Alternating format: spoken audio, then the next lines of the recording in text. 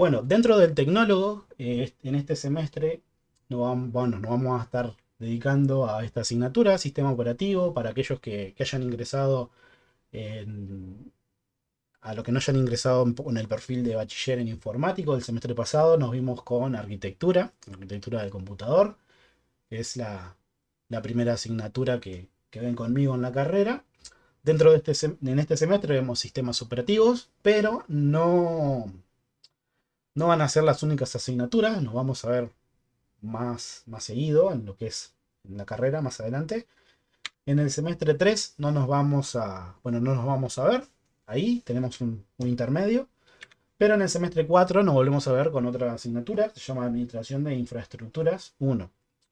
Es una asignatura que es curricular también, este, que, bueno, el objetivo, bueno, vamos a ver ahora a qué es lo que se quiere llegar con sistemas operativos. El objetivo es tomar todo lo que se vio en sistemas operativos, que vamos a ver en una... Si bien vamos a estar trabajando en PCs de escritorios, en PCs en una única PC, en un único sistema operativo, vamos a hacer alguna prueba también en una red, en una pequeña red. Y en administración de infraestructura el objetivo es orientado a servicios, a implementar servicios de web, de mail, de directorio, de DNS, de archivos, etcétera, ¿no? Entonces, dentro de esta asignatura vamos a ver algunos de esos servicios también, pero más que nada orientado a un servicio interno del sistema operativo, ¿no? A un servicio interno del computador. Y luego en el semestre 5 bueno, nos vemos con una asignatura que es optativa, que es de Administración de Infraestructuras 2. En esta asignatura lo que vamos a ver son todo aquello que se haya aprendido en la carrera que hace referencia a redes, servicios que no, por temas de tiempo y por complejidad, no vimos en Infra 1, vemos en esa asignatura que son, por ejemplo, dispositivos de red, configuraciones de router, de firewall, servicios un poco más orientados a la cloud, Kubernetes, Terraform, bueno, diferentes proveedores. No quiero nombrar soluciones, pero este, la idea es más orientada a algo más masivo, donde tengas más servicios distribuidos por toda una red o una cloud o internet. Eh, Esa es optativa también para el que le interese más el área de infra. Y en el semestre 6 otra asignatura que se llama Introducción a los sistemas de control. Ahí se ven programación con microcontroladores, programación con PLC y bueno, bueno, diferentes formas de diseñar sistemas SCADA, que son sistemas que eh, están orientados a, bueno, a monitorear una planta, por ejemplo. Imagínense un sistema de embotellado, por ejemplo, una cinta transportadora, una válvula que se abre y se cierra, una tolva que tiene una determinada, algún determinado, algún grano o lo que sea. Bastante variado, nos vamos a ver en la asignatura, desde lo que es entender cómo funciona una computadora hasta implementar un microcontrolador que por medio del Internet de las Cosas encienda una cafetera o encienda una luz o lo que sea. Horarios. Ya está publicado esto, pero los lunes vamos a tener ahora de 21 a 0. Vamos a dar teórico y los viernes vamos a dar práctico y consultas también, 3 horas y 3 horas. Años anteriores lo que nos ha pasado era que incluso no puedo mentir porque ya está todo grabado eso. Alguna semana haber dado 6 horas de teórico, que es una locura eso, ¿no? Entonces vamos a pactarnos ya desde el comienzo, dar lo que es lunes teórico solamente y el viernes lo que sea práctico y consulta. ¿Qué práctico vamos a estar haciendo? Ahora vamos a ver un poquitito, más que nada con ejercicios que salgan de esos temas teóricos, Pero también no nos vamos a quedar con este es un curso de conceptos clásicos de sistemas operativos, o sea que tienen en la mayoría de las carreras que tiene esta asignatura se comparten los mismos temas. O sea, se ven de manera genérica los servicios que brinda el sistema operativo. Ahora vamos a ver cuáles de ellos son. Entonces, hasta el viernes nos vamos a dedicar para lo que sea práctica, consulta, etc. Y los lunes vamos a ver solo teórico.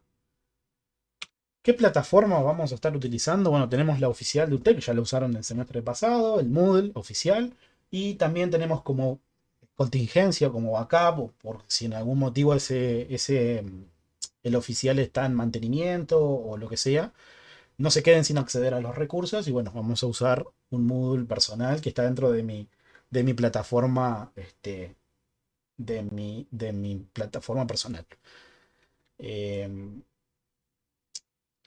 Obviamente que todo lo que sea entregas va a ir dentro de la oficial, ¿no? En la de backup solamente van a tener el acceso a cada recurso y a todos los recursos asociados a cada clase.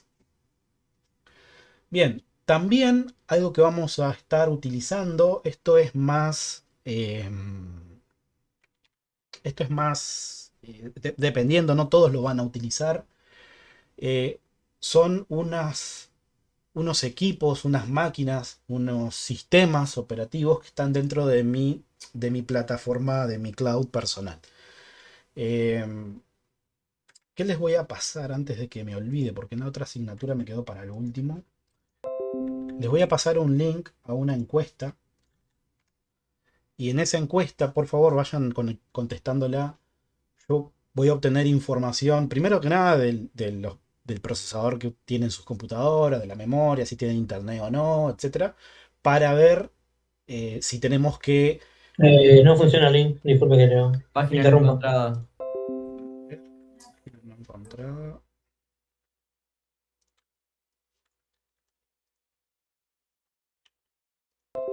Ya empezamos, terrible phishing. No, no, todavía no. ¿Cómo que Faltó, todavía Como no? que todavía no. faltó el view form. A ver ahí. Esto Ahí. sí. Copy paste y mal todavía. Perdonen. Gracias por avisarme. Bien, entonces de ahí yo voy a obtener información, aquellos de que, por ejemplo, no sé, por algún problema, no sé, no puedan virtualizar una máquina virtual o lo que sea, o tengan problemas de conectividad o lo que sea, yo puedo identificar y ver si podemos agregar o tenemos la necesidad de agregar en mi plataforma personal, en mi clúster personal, el, el- una máquina virtual, un contenedor, lo que sea, ¿no? Para facilitarles la tarea.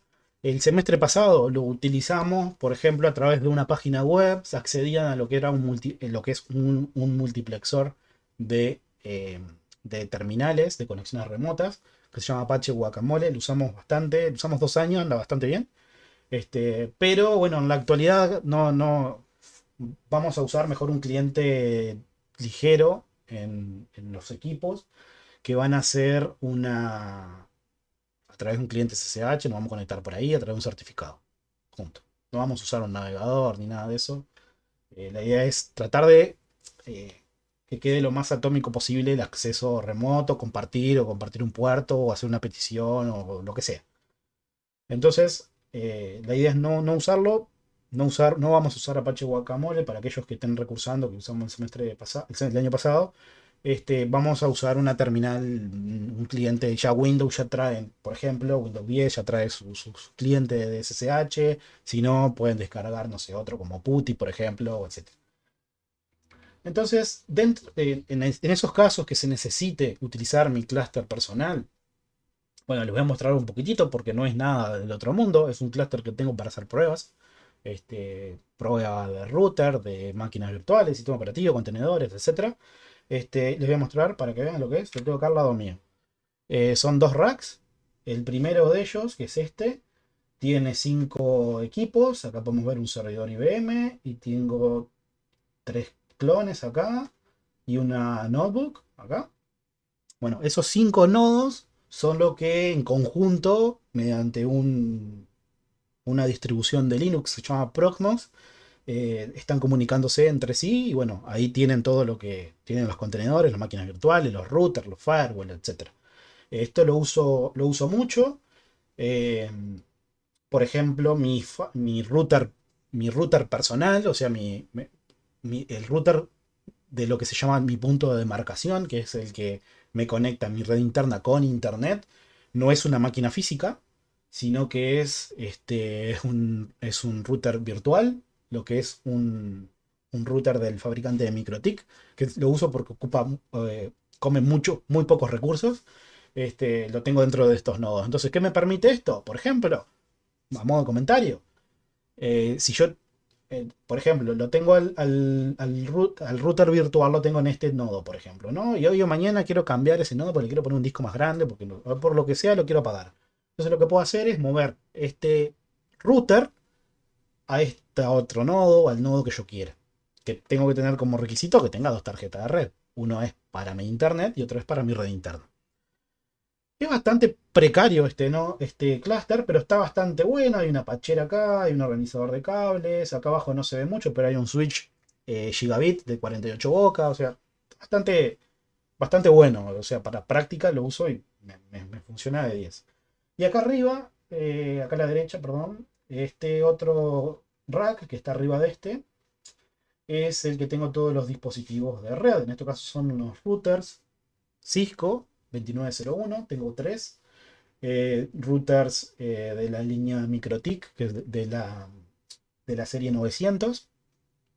Y acá tengo routers MikroTik también de la línea 400. O sea, todo lo que sea networking, de práctica de networking y todo eso, que lo vemos más, por ejemplo, en Infra 2, en Administración de Infraestructuras 2, bueno, usamos mucho ese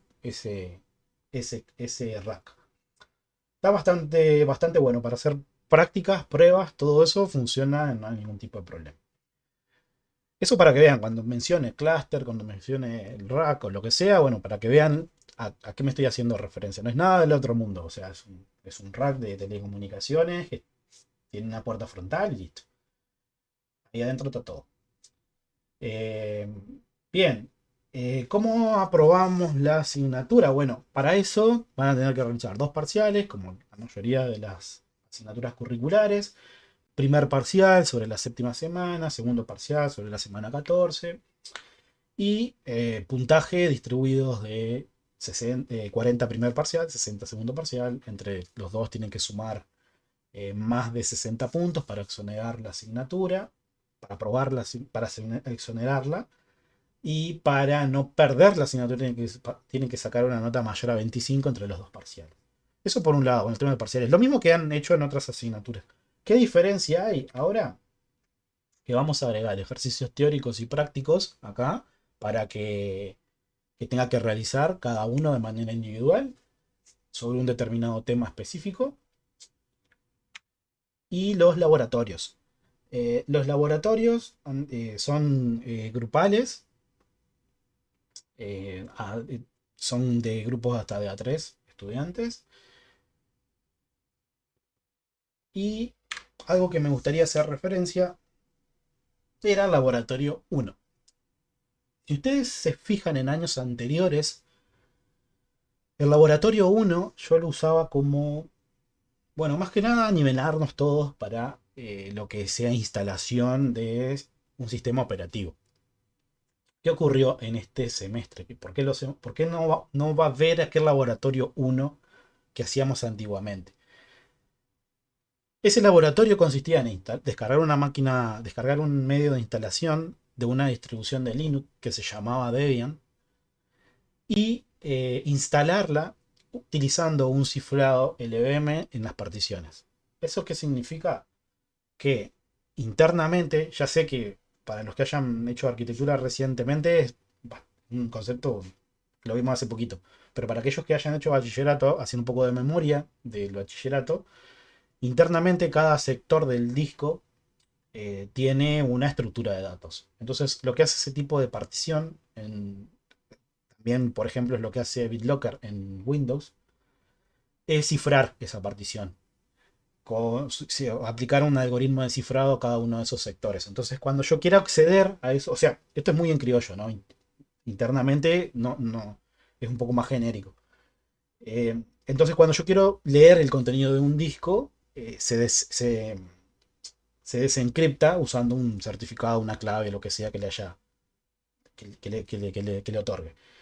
Entonces, antiguamente hacíamos eso, instalábamos el Linux para que todo aquel que no lo haya instalado, para aquellos que venían para los que no tuvieran un perfil de bachiller, nunca lo habían instalado, bueno, más que nada para nivelar un poco eso. Eso lo hicimos, sea 3 años que estábamos haciendo eso, estaba bastante bien. Incluso les agregaba una prueba de concepto ahí que les decía, instalen el sistema operativo. El año pasado, el laboratorio uno fueron 2 sistemas operativos. Instalar un Linux e instalar un Windows. Y en cada uno de ellos ejecutar un validador. ¿Qué es un validador? Es una aplicación. Una aplicación que se ejecutaba con solicitando credenciales. Las credenciales serían usuario y contraseña. Cada integrante de un grupo tenía un usuario y una contraseña. Como se pueden ver si navegan un poquito, está el video publicado de cómo funcionaba eso. El objetivo de eso era mostrarles el primer concepto de sistemas operativos, que era el modelo dual que utilizan los sistemas operativos. El modelo dual propone 2 cosas. Tenemos instrucciones de hardware que son privilegiadas e instrucciones de hardware que las puede ejecutar cualquier usuario. Ahí surge el dual, privilegiado y usuario. O también se le suele llamar kernel y usuario, el espacio de kernel y el espacio del usuario. El espacio de kernel yo puedo ejecutar cualquier cosa. O sea, puedo cambiarle la hora, puedo deshabilitar el firewall, puedo reiniciar la máquina, puedo cambiarle la IP, puedo hacer lo que quiera. En cambio, en el software, en el usuario, en el modo usuario, hay cosas que no las puedo hacer. Como por ejemplo, deshabilitar el firewall. O sea, imagínense si cualquier usuario pudiera deshabilitar el firewall, si cualquier usuario puede deshabilitar el firewall, eh, sería un caos eso, ¿no? Porque cualquier aplicación ejecuta un proceso que se encarga de deshabilitar el firewall. Entonces, no hay seguridad ahí. Entonces, en ese concepto, en ese validador, lo que se hacía era, si estoy en Linux, me pedía ejecutar el validador como modo privilegiado, lo que es el modo supervisor, o el modo superusuario, o el modo root en Linux, o Unix, en sistemas de tipo Unix. ¿Eso qué ocasionaba? El validador chequeaba las credenciales, enviaba la IP donde se ejecutaba eso a un servidor, eso se validaba contra una tabla, había una base de datos, etcétera, para contar la cantidad de veces que cada equipo había ejecutado esa aplicación. Entonces, ¿qué hacía la aplicación? Si era la primera vez que la ejecutaban, formateaba el disco y tenían que instalar todo de vuelta. Lo de la máquina virtual. No estamos hablando de la máquina host, que sería el sistema operativo que tiene instalado en su computadora física. Sino que la máquina virtual es algo que yo puedo tocar, puedo romper y no va a haber problema. Entre comillas, no debería haber problema. Tampoco quiero afirmar algo que en realidad, si escarban un poquito más, podemos llegar a pasar una cosa a la otra. Entonces, bueno, se rompía la máquina virtual con Windows, se rompía la máquina virtual con Linux, o sea, antiguamente era solo con Linux, después el año pasado lo hicimos con Windows, se rompían las dos, entonces el objetivo era, ejecutás algo que requiere más privilegios de lo necesario y te puede pasar esto. Entonces ahí se concientizaban y decían, ah, no, mira, primero me genero un respaldo antes de ejecutar esto. Primero saco una instantánea de la máquina virtual. Una instantánea o un snapshot o una imagen le saco una foto del disco antes de hacer algo. Cosa de que si hoy o mañana se rompe o tengo que volver hacia atrás, tengo que hacer un rollback, puedo volver al punto que yo dije, acá está funcionando todo correctamente. Entonces, antiguamente, por eso usábamos ese laboratorio como más que nada prueba de concepto, nivelarnos, etc. Este año en arquitectura, llegamos a instalar un sistema operativo, instalamos un Windows, instalamos un Windows en un VHD. Para aquellos que no saben lo que es un VHD, es un archivo virtual, o sea, es un archivo en el disco que tiene una extensión .vhd, que es Virtual Hard Disk. Entonces, esa extensión, ¿qué nos dice? que el disco es virtual. Entonces, Windows, a partir de Windows Vista, implementó en su gestor de arranque lo que es la posibilidad de bootear a través de un VHD. Entonces, ¿yo qué puedo hacer? En vez de particionar mi disco físico, me genero un archivo que no tengo que particionar, tengo que tocar la tabla de particionamiento de mi equipo, entonces booteo desde ese disco. Entonces eso es lo que hicimos el semestre pasado. O sea, ya tenemos ya, el que no haya hecho eso, está el video publicado, lo puede ver. Pero ya el que hizo bachillerato ya instaló Linux, o sea, no tendría sentido volver a hacerlo de vuelta. O sea, vamos a aprovechar ese tiempo en otras cosas. Entonces, el laboratorio 1 no va a ser aquel clásico laboratorio de instalar un sistema operativo y ejecutar un validador. No, eso lo podemos hacer en una clase de media hora. Hacemos esa instalación, configuramos, instalamos, generamos las credenciales y después, bueno, vamos a empezar a trabajar directamente con ese sistema. Vamos a trabajar con la línea de comando. Vamos a trabajar con la terminal. Vamos a empezar desde temprano, interactuar con esa terminal, ejecutando primero aplicaciones o comandos bastante simples para hacer tareas simples, pero a medida que vayamos avanzando, vamos a ir ejecutando más, vamos a ir metiéndonos en terrenos más complejos. Vamos a estar trabajando también con Windows, también, no solamente con Linux, sino que la idea es, en la asignatura, es trabajar con algún sistema operativo del tipo Unix, o sea, Linux o cualquier derivado de Linux. Pero vieron que en la actualidad, si están un poco informados, en Windows ya hace unos años, internamente ya tiene un módulo en su núcleo, en su kernel. Siempre me van a escuchar hablar de kernel, de núcleo. Bueno, es lo mismo, es el sistema operativo, lo que está ejecutándose en el computador. Eso, lo que se está ejecutando que corresponde al sistema operativo es el kernel, es el Linux, es ese código que está ahí. Entonces, bueno, Windows tiene soporte a lo que es WCL, que es Windows para Linux Subsystem, que permite ejecutar código de Linux en Windows. Entonces, por ejemplo, solamente para poner de ejemplo, yo acá tengo una terminal de Windows. ¿Y qué puedo hacer? Bueno, estoy ejecutando Windows, pero podría ingresar a WSL y ahora estoy ejecutando la bash de Linux. Internamente esto corre en una máquina virtual que tiene el kernel de Windows 10, bla, bla, bla. Pero puedo entrar a ejecutar scripts, puedo ejecutar bash script, puedo ejecutar, por ejemplo, acá estoy ejecutando bash, pero puedo ejecutar, no sé si tengo fish también, no tengo. Pero puedo ejecutar, no sé, un editor de texto, Vim, por ejemplo. Puedo iniciar un multiplexor de terminales. Puedo crearme dos paneles. Puedo escalar a superusuario. Puedo hacer un ping a Google. Acá puedo dividirlo en otros dos paneles. Y acá puedo mostrar los recursos que se están ejecutando en esa instancia. Y en este otro puedo estar ejecutando, no sé, actualizando los repositorios, por ejemplo. Vamos para acá. Puedo, por ejemplo, instalar Fish, que es otra terminal.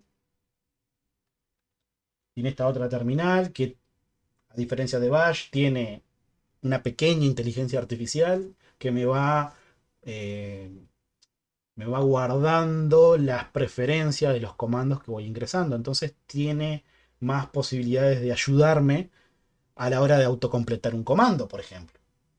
Entonces vieron que acá estoy ejecutando dentro de mi Windows 10 múltiples aplicaciones que están dentro del kernel de Linux. Podría incluso crear acá una pestaña acá para hacer otra cosa. Profe, tengo una pregunta. ¿Y eso cómo lo activo yo? ¿A cuál? ¿Cómo lo Al instalás? USL. Al Lo, lo- USL. Tenés que ir a las opciones de configuración, de agregar y quitar características de Windows, y ahí vas a ver que dice Windows for Linux for Windows Subsystem. Bien, entonces acá, bueno, por ejemplo, solamente para cambiar, vamos a abrir Fish acá. Y acá estoy en Fish y vieron que en Fish, por ejemplo, me autocompleta en función a lo que recuerda que yo hice. se va generando pequeños estadísticos. Bueno, bastante bueno. Yo tengo diferentes terminales. Todo esto dentro de Windows, ¿no? Incluso yo acá, si será loco esto, ¿no? Imagínense que puedo dividir esto en paneles y podría acá generar un comando de Windows, por ejemplo. cmd.exe. Y acá estoy en Windows. Y si quiero acá puedo abrir una terminal de PowerShell. Y acá puedo estar trabajando en PowerShell. Y si quiero acá dentro de PowerShell puedo entrar de vuelta a Linux. Y así me puedo ir metiendo y creándome, bueno, un espagueti de cosas acá. Así que tampoco quería mostrar que yo desde mi propio Windows 10 puedo hacer todo eso. Y no tengo por qué instalar Linux en mi máquina. Eso está bastante bueno. Incluso podría hacer WSL. Creo que en esta no lo tengo instalado, pero no. Incluso podría instanciar un proceso que use una ventana de la interfaz gráfica de Linux. Podría instalar aplicaciones que son de Linux en Windows. Antiguamente se podría hacer inversa. Ahí existe un conjunto de librerías de DLL que se llama Wine, que nos permite ejecutar DLL de Windows en Linux. Y ahora es a la inversa. Bueno, también incluso podría ejecutar PowerShell dentro de Linux. Hoy en día hay una mezcloranza de Windows, de Microsoft, aportando a Linux. Y bueno, hay muchos, eh, muchas aplicaciones que son portables ahora. Múltiple plataforma. Todo gracias al Internet de las cosas, ¿no? Sí. Bien, entonces el laboratorio uno, bueno, como les decía, no va a ser aquel clásico de instalar, no sé qué, eso lo vamos a hacer en clase si ya nos da el tiempo, ya el viernes arrancamos con eso. Descargamos un medio de instalación, la distribución que vamos a estar trabajando va a ser Debian. Este, es la que usamos siempre, o sea, Debian es una de las distribuciones madres, por así decirlo. Pero eso no quita de que yo puedo utilizar cualquier otra. O sea, puedo utilizar si quiero Ubuntu, si quiero, puedo utilizar CentOS, si quiero puedo utilizar... tenía ganas de este semestre utilizar Alpine en vez de usar Debian, pero no, vamos a dejarlo con Debian porque me sirve para Infra 1 y para Infra 2. Así que quería cambiarlo al Pine, pero que es otra distribución bastante buena de Linux. Pero vamos a usar Debian porque es la que venimos utilizando, funciona bien y bueno. eh, y bueno, vamos a ver mucho lo que son scripting y eso, mejor hacerlo en Bash Script. Profe, Sí. ¿puedo usar Ubuntu Server o sí usamos Debian? Sí, o podrías usar Ubuntu también. Lo único que tendrías que tener problemas es cuando estés trabajando con tus compañeros de laboratorio. Hay veces hay librerías que no están en Ubuntu y sí en Debian y viceversa. Hay que tener cuidado qué es lo que tenés instalado en cada uno. O sea, lo mejor sería te instalás un Debian y totalmente pelado y bueno, y trabajás a partir de ahí. Pero, a ver, esto no quita, como les estaba diciendo, perfectamente podría trabajar en Windows. Vieron que me instalo en el WSL, en la tienda me instalo la versión de Debian, existen múltiples versiones también de distribuciones de Linux, pero puedo instalar Debian, Ubuntu, Kali, lo que sea. Pero tal, la idea es que usemos Debian, este, y bueno, trabajemos todo con una misma base. Bien, eh, estos ejercicios teóricos y prácticos, bueno, son individuales también. Antiguamente le llamábamos talleres a esto. Pueden ver si ven un video de años anteriores. Que los talleres es antiguo, es la forma de empezar a trabajar con el sistema operativo. Empezar a jugar con la terminal, empezar a jugar con editores de texto, empezar a jugar con Bash Scripting, empezar a jugar con servicios de red, por ejemplo. Este, Esto les comento que arrancamos con esto porque de esta forma ustedes, siempre que vamos a estar trabajando en la distribución, vamos a estar trabajando siempre sin interfaz gráfica. ¿Por qué? Interfaz gráficas nos suma los recursos. O sea, vamos a comer mucho más recursos si utilizamos un Linux con interfaz gráfica que un Linux con línea de comando. Y la idea de trabajar con Lean en línea de comando es que después en Infra 1 ya podamos, bueno, en realidad eh, ya en sistema operativo, cuando tengamos que copiar y pegar entre diferentes sesiones, es mucho más fácil trabajar con el editor de texto que me sienta cómodo en mi sistema operativo host y copy y pegue por una sesión remota en una terminal, en vez de estar utilizando el editor de esa distribución, el V, el Nano, lo que sea. Entonces, vamos a estar trabajando con terminales remotas y bueno, vamos a ir agregando diferentes conceptos que vamos a estar trabajando durante el semestre de la asignatura, ¿no? En esos teóricos y en esos ejercicios teóricos y prácticos. Y también, bueno, capacitan a los que les decía, ¿no? A ustedes a utilizar tanto Linux, Debian, como Windows también. Vamos a utilizar Windows también. Este, vamos a trabajar con la línea de comando de Windows, como me vieron recién. Estaba trabajando con PowerShell, estaba trabajando con la propia CMD de Windows. Puedo es muy potente la línea de comando, la propia CMD, ¿no? PowerShell es bastante potente, pero la propia CMD de Windows es bastante potente o sea, casi lo mismo que puedo hacer en Bash Script, lo podría hacer en Batch, en Windows. Obviamente que no se utiliza la misma sintaxis, pero a nivel de procesamiento de archivos, de salidas de texto, podría ser lo mismo. Entonces, bueno, vamos a estar trabajando en Windows, en Linux. Windows también tiene soporte, por ejemplo, para las terminales remotas, por ejemplo. Yo puedo habilitar una terminal remota en mi sistema operativo y después conectarme con una línea de comando, por ejemplo. A mí, por ejemplo, cuando tengo que administrar equipos o servidores o lo que sea, siempre vamos a estar trabajando con una línea de comando. O sea, es difícil que nos conectemos con la interfaz gráfica a hacer una tarea. Imagínense, por ejemplo, a mí me han pasado casos de hacer deploy de aplicaciones en equipos de escritorio, equipos finales, equipos Windows, con Windows 7, Windows 10, lo que sea, y hacer un deploy de, no sé, de la noche a la mañana, cambiar en 600, 700, 800 equipos Office, por ejemplo. Quitar Office e instalar LibreOffice, OpenOffice, o por ejemplo Java. No sé, tengo que instalar X versión de Java para que cierta aplicación funcione. Y lo tengo que hacer en 600 equipos, en 700, en, no sé, en 1000 servidores. Tengo que hacer una determinada tarea en 1000, en 1200, 1300, 1500 servidores. Y no voy a ir servidor por servidor ejecutando cierto binario, cierto comando, cierta aplicación, lo que sea, ¿no? Hay que automatizar lo más que se pueda todo eso. Entonces, una forma de automatizarlo, si bien no quiero marear mucho con eso, pero es a través de una terminal.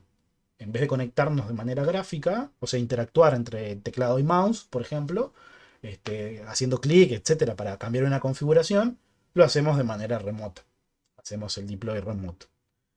Eso es bastante útil. También Windows también existen gestores de paquetes, por ejemplo. Les comento en el caso del que ya haya usado Linux.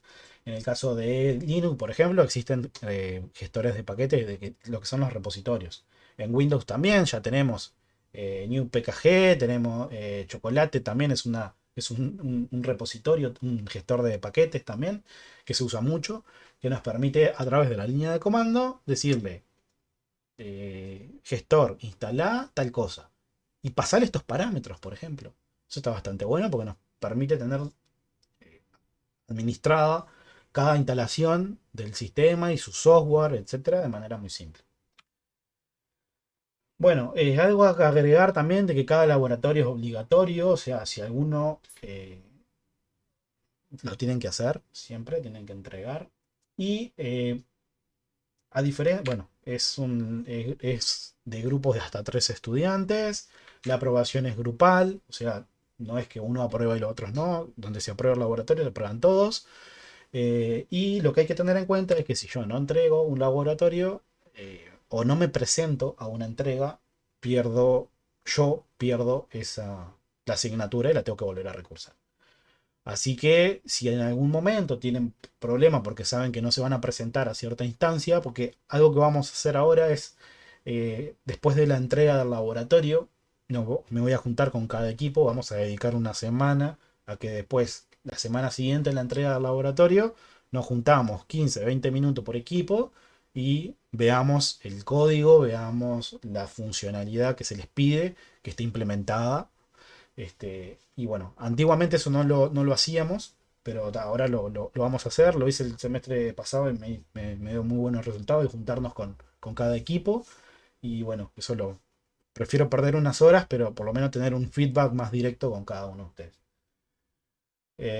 Bien. Y bueno, ¿qué hemos hecho de laboratorios? Bueno, pueden entrar en mi web personal, ponen jesusgiver.com, hay un enlace a un Moodle que dice plataforma, que ahí pueden ver asignaturas años anteriores. En realidad el año pasado es el único que creo que está cargado. Que pueden ver los laboratorios. Bueno, en los laboratorios utilizamos, hemos hecho laboratorios, por ejemplo, de envío de información entre dos equipos en una red, por ejemplo, lo que son utilizando las primitivas, eso después lo vamos a ver bien, lo que son las... Eh, Sí, Se le cortó ahí, no sé si fue solo mío o a todos. ¿alguno que me confirme? ¿Se escucha? Se escucha vos, Sí, profe. sí, se escucha bien, profe. Bueno, Ah, seguramente fue a mí entonces. dale, tranqui. Entonces, en esos laboratorios, bueno, ¿qué hemos hecho? Hemos jugado con la Syscall, siempre vamos a jugar con la API de un sistema operativo, a través de Syscall, que son librerías que nosotros nos permiten interactuar con una determinada sección del kernel, del núcleo del sistema operativo. Por ejemplo, la sección que se encarga de gestionar procesos, la gestión que se encarga de gestionar lo que se llaman sockets, que son, el socket es una concatenación entre una IP y un número de puerto. Junto a todo eso, y eso es un socket. Entonces, hemos hecho laboratorios que hemos intercambiado información en un socket entre dos equipos que están en una red. Hemos compartido una línea de terminal a través de la red, a través de un socket. Hemos hecho, por ejemplo, ingresar un texto, hacer un text to speech a través de una API de algún proveedor de internet de text to speech, que es, le paso un string, una cadena, un párrafo en español y el tipo me devuelve un MP3, me devuelve un WAV, me devuelve un archivo de audio que se encargue de traducir lo que nosotros le dijimos al audio. Eso lo hemos hecho. Hemos hecho en archivos, por ejemplo, hemos navegado entre un archivo de una carpeta y hemos encriptado cada archivo, yendo byte por byte. Hacemos una encriptación simple ahí, que es utilizando el algoritmo XOR, que se llama, que es aplicar la compuerta XOR con una clave conocida en cada uno de esos bytes. Encripto los datos y puedo crearnos lo que, bueno, en realidad sería la prueba de concepto de lo que es un ransomware, el ransomware es un tipo de malware que toma un dato, lo encripta con una clave que él conoce y el dueño de ese dato no va a poder acceder a ese dato. Va a poder acceder, pero no lo va a poder reconocer. ¿Eso por qué pasa? Porque nosotros somos los propietarios de nuestros archivos. O sea, imagínense que ustedes tienen un pendrive, ¿no? Ustedes lo formatean, no sé qué, en FAT32, en NTFS, no sé qué, no sé cuánto, y ustedes lo copian un archivo ahí. En cualquier computadora que ustedes conecten ese pendrive, siempre y cuando la computadora no tenga algún filtro que impida que el medio de almacenamiento se pueda abrir correctamente, una muy buena práctica de seguridad es bloquear los puertos USB, ¿no?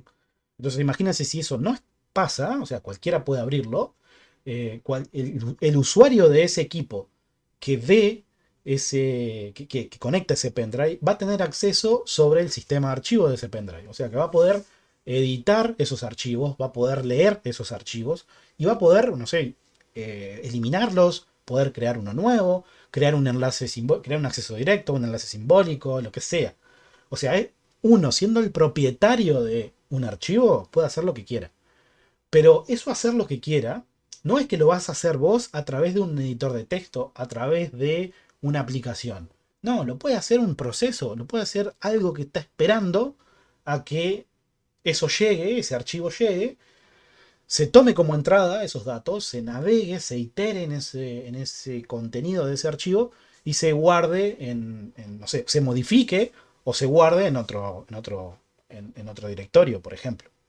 Entonces, eso está bastante bueno. Siempre me gusta poner ese ejemplo en sistemas de archivo porque nos permite eh, interactuar, ver cómo podemos bloquear eso, porque una buena práctica es cifrar un pendrive, cifrar el medio de almacenamiento, cosa de que si yo lo conecto en otro lado, automáticamente no se borre eso, o no se copie, o lo que sea, sino que pide una clave, que pida un certificado para poder desencriptarlo. Y bueno, eso estaba, bueno, hemos hecho bastante, por ejemplo, esperar a que se me conecte un pendrive para, no sé, imagínense que me genero una aplicación en C, porque vamos a estar programando acá en C, que esté escuchando junto con, imagínense que la aplicación funciona en Windows, por ejemplo. Nos conectamos a la API de Windows, se llama a la librería windows.h, por ejemplo, y generamos un listener a los medios de almacenamiento. Entonces, cuando se conecte un pendrive, mi aplicación sepa, obtenga la estructura de datos de ese dispositivo y puede iterar. Entonces, por ejemplo, ¿qué puedo hacer? Estoy escuchando que se me conecte un pendrive. Cuando conecta un pendrive, algo simple, ¿no? Podría hacer un format de ese pendrive. Podría borrar todo el contenido. O podría, no sé, busco todos los archivos que tengan extensión .jpg o .png, que son archivos de imágenes. Entonces, ¿qué podría hacer? Por ejemplo, enviar por Telegram, ¿no? O por WhatsApp o por algún sistema de mensajería, enviar ese archivo, ese contenido. Entonces, imagínense que ustedes, es muy común, ¿no? Que la gente vea un puerto USB, no sé qué, una computadora, tiene que cargar el teléfono porque, no sé, le queda poca carga, no sé qué, no sé cuánto, y pum, conecta el cable al teléfono. ¿Y eso qué puede ocasionar? Bueno, imagínense que tuviera esta aplicación que está escuchando, cuando todos los medios de almacenamiento se conecten, obviamente que hay celulares que no tienen configurado que por defecto se conecten como medio de almacenamiento, sino que se conecta como carga, como depuración, como lo que sea, o cualquier otro tipo. Pero con Pero depuración podés activar igual si se conecta, depuración. si se conecta Y como sí, depuración, podés enviarle un comando que te diga cambiate a por eso medio de te digo. almacenamiento. Sí, ahí tenés que tener Entonces, cuidado con eso. si tenés Este, depuración activada, cagaste. sí, si tenés depuración activada te pueden hacer cualquier cosa. Por más que esté bloqueado, te lo pueden desbloquear. Pero eso es otro tema. Este, entonces, imagínense lo que es, ¿no? O por ejemplo, algo más simple. En el teléfono, vamos a pasarnos a la parte móvil, ¿no? Yo puedo instalar una aplicación. No, creo que no, no, bueno, a ver si Un Termus. 2000, no, en el 2015 aproximadamente, yo di un taller en UTU, en el cual hice circular en ese momento una tablet que servía para eh, puntuar ese taller, ¿no? Entonces, ¿qué tenía esa tablet? Bueno, tenía un panel que tenía unas múltiples opciones ahí, pero de fondo de eso estaba un frame con la webcam. Entonces, cada vez que uno seleccionaba esa opción, ¿no? Se le sacaba una foto y me la mandaba a una Raspberry que tenía ahí, un servidorcito que era de prueba. Entonces, después, cuando terminé el taller, ¿qué pasó? Mostré eso y le digo, miren, cada uno el que mostró mal, acá tengo la cara de quién fue. ¿Por qué? Porque se pasaban la tablet, miraban y pum, al momento de puntuar, se sacaba una foto y listo. En esa época Android, la seguridad que tenía era el mostrar, cuando la cámara esté activa, mostrar en pantalla. Pero ¿cómo lo puedes solucionar a ese filtro? Pones transparente ese panel o superpones otro panel. En la actualidad eso es un poco, no funciona tan así, está un poco más restringido, pero en aquella época era bastante simple. Entonces, imagínense eso hoy en día. Podríamos hacer una aplicación que sacara fotos, haga un screenshot del celular. Entonces esa aplicación, imagínense WhatsApp, ¿no? WhatsApp en segundo plano, eso lo vamos a ver, procesos que están en background, está esperando un evento. ¿no? O un mensaje, ¿no? Por ejemplo. Entonces, cuando me llega un mensaje, me sale la notificación y me dice, fulanito te mandó el mensaje, lo que sea, ¿no? Entonces, imagínense, ahí lo ven claro que un proceso que está en background puede estar haciendo algo que vos no estás viendo. Como por ejemplo, chequeando de que te llegue un mensaje a un grupo, a un chat, o etc. Entonces, ¿qué podríamos hacer ahí? Una aplicación similar a esa, pero que cada vez que le llegue un mensaje, ¿no? Que nosotros desde algún lugar le enviamos ese mensaje, se genere un screenshot, por ejemplo. Es decir, que cada vez que viene esa petición, el programa saca una foto de la pantalla, porque no quiero hacer nada del otro mundo. O sea, saco una foto de la pantalla y puedo ver lo que estás haciendo de manera remota. Entonces, ¿qué me va a llegar a mí? Una imagen con lo que estás haciendo. ¿Qué le puedo anexar a esa información? Las coordenadas del GPS para ver dónde estás en ese momento. También puedo obtener el listado de las redes inalámbricas que están cerca a tu teléfono. Entonces, de esa forma, ¿qué puedo obtener? Nos metemos en otra área un poco más compleja. Si se fijan en las referencias de los videos que están publicados, hay redes inalámbricas, hay por qué no me gustan, por qué, qué, cómo violan la privacidad de los propietarios de esas redes inalámbricas. Y bueno, la idea es que yo sabiendo dónde está una determinada red inalámbrica y la coordenada del GPS, después yo puedo identificar a todas las personas que están ahí cerca, en realidad todos los dispositivos, ¿no? No mencionemos personas porque las personas no tienen una tarjeta Wi-Fi incorporada, pero sí, cada persona por lo general tiene un teléfono y eso yo lo puedo mapear uno a uno. Incluso mencionamos ahí también que se utiliza mucho en lugares en donde yo quiero controlar por dónde va el tráfico de las personas. Yo puedo analizar a nivel de el ruido de las ondas del Wi-Fi y puedo identificar por dónde va una persona. Entonces yo puedo decir, bueno, no sé, quiero ponerte una promoción y quiero que le llegue a todos. ¿En dónde lo pongo a esa promoción? En la entrada, en algún momento en la entrada, todos podrían decir sí, en la entrada, no sé qué, no sé cuándo, pero en algún momento en la entrada no te va a entrar ninguna publicidad y no lo vas a poder agregar más. Entonces, ¿dónde distribuís de la mejor manera ese dato? Entonces, bueno, se pueden generar mapas de calor diciendo por dónde va el tráfico de la gente, por dónde hay más congestión de personas en un determinado recinto, y ahí tomar una decisión y decir, bueno, mira, te enchufo un producto de oferta en este lugar o lo que sea. Pero eso no vamos a hablar porque si no nos vamos de tiempo. Bueno, las clases van a ser teóricas, vamos a usar hoy, ya dijimos, y y tenemos clases prácticas y de consultas. Aprovechenla al máximo, esas de prácticas y de consulta, porque hoy pues está bueno llegar con dudas ya a esa clase, porque bueno, son horas que pueden aprovechar, ¿no? Bueno, ¿qué tecnología vamos a estar utilizando en esta asignatura? Bueno, primero que nada, como gestor de virtualización, vamos a usar VirtualBox. VirtualBox, que es una aplicación que nos permite nos permite instalar un sistema operativo diferente al que estoy ejecutando en mi equipo, ¿no? Ya a esta altura creo que ya todos ya conocen el concepto de virtualización. Bien, otras tecnologías que vamos a estar trabajando van a ser estas tres. Windows, vamos a estar trabajando con Windows, así sea en el host o así sea, por lo general en sus máquinas host, pero capaz que en algún caso específico vamos a usar una virtual con Windows para ver cierta característica del sistema operativo, por ejemplo. Vamos a usar Android también, como mencionaba un compañero. Hemos usado Android para instalar Termux. Termux es una línea una terminal. Android está basado en Linux, o sea, podemos instalar aplicaciones ahí. Toda la línea de comando que nosotros que vamos a utilizar, la podemos ejecutar en el teléfono también. Obviamente que no es lo más práctico. ¿Por qué? Porque yo con el teléfono la entrada de datos, bueno, no es lo más cómodo, por ejemplo, que hacerlo a través de un PC. Y Linux. Linux es. Profe, Sí, referente a Termux y eso, hay un sistema operativo que es muy similar a Kali, que es para, o sea, que está más diseñado a nivel de interfaz y eso para Android. ¿Cómo es el nombre?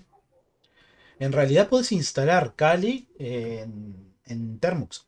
Lo podés hacer, instalás todos los Sí, sí, pero paquetes. digo, hay un sistema operativo específico que mejora a nivel gráfico, como que está adecuado para la pantalla y tiene barra de tareas y demás, como para un celular. No me acuerdo el nombre, ahora me hizo acordar con eso de Termux, no sé si usted lo conoce. Sí, no, hay unos, hay varios, pero por ejemplo hay uno que se me viene, el único que se me viene a la mente ahora, hay uno que es basado en Debian, no me acuerdo bien, que es Debian para la arquitectura de RM.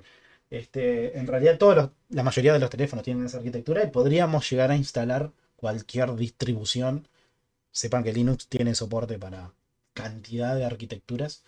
Podríamos llegar a instalarlo en el teléfono. Obviamente que eso depende mucho del fabricante del teléfono, del chipset que utilice para la tarjeta de, no sé, de red, inalámbrica, Wi-Fi, Bluetooth, lo que sea.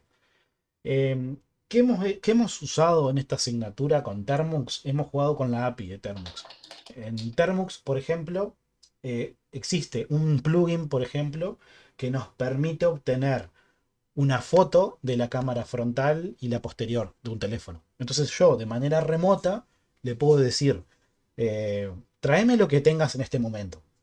Y el tipo te saca una foto, o sea, te saca una foto o te obtiene el dato del sensor que vos le pides y te la mandás a través de internet, en realidad la mandás a través de una petición HTTP, que la idea no es marear mucho ahora, pero vamos a jugar, a enviar información entre dos nodos de una red a través de los sockets, como mencionábamos hoy.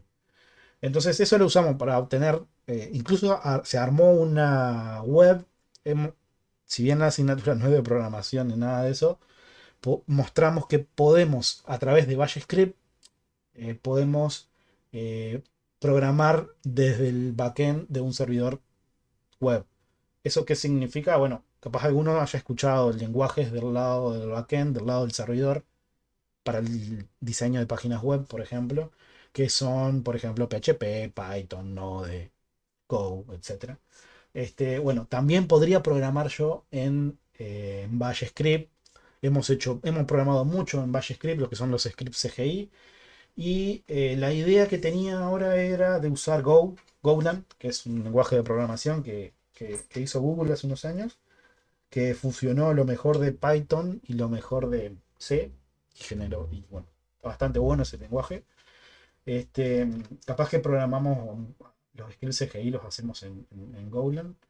O también lo podríamos hacer en C, también podríamos programar en C. Lo que hacemos en ese caso, podemos programar en C, podemos programar, les digo, lenguajes que capaz que alguno no sabía que se podría programar en web, ¿no? En C, podemos programar en COBOL también, en Clipper también. ¿Qué se hace en esos lenguajes? Cuando veamos páginas, cómo funciona el protocolo HTTP, es un protocolo que es es un archivo de texto que lo escribo de una determinada forma. Bien, ¿vamos a usar JavaScript, por ejemplo? ¿O no nos permite usar JavaScript? Es que son muy pocas, son cosas muy simples como para usar. ¿Vos decís utilizar Node.js, por ejemplo? Sí, no, JS. Sí, lo que pasa es que Node.js, hace un rato yo les mencionaba en otra asignatura que Node.js es un lenguaje que, bueno, es single thread, o sea, lo vamos a ver más adelante, que nos permite, si yo tengo una computadora que tiene cuatro hilos, por ejemplo, el procesador, no los, con Node.js no los estoy aprovechando esos cuatro hilos. ¿Por qué? Node.js en su kernel solamente permite trabajar con un hilo solo. Entonces eh, no la estoy utilizando de la forma más óptima esa arquitectura. Pero Yo lo decía porque yo, por ejemplo, lo uso para los bots de Discord y eso. Entonces ya tengo un control sobre Node.js. no, sí, está bueno, pero en esta asignatura no lo vamos a usar mucho, son cosas bastante simples, son cosas de mostrar en pantalla X contenido, que lo hacemos con un eco, por ejemplo, en Bash, o un println en Go, bueno, no sé, vemos, pero lo más probable es que usemos algún Bash script, algún Go, algún, discúlpenme 10 segundos, que ya vengo.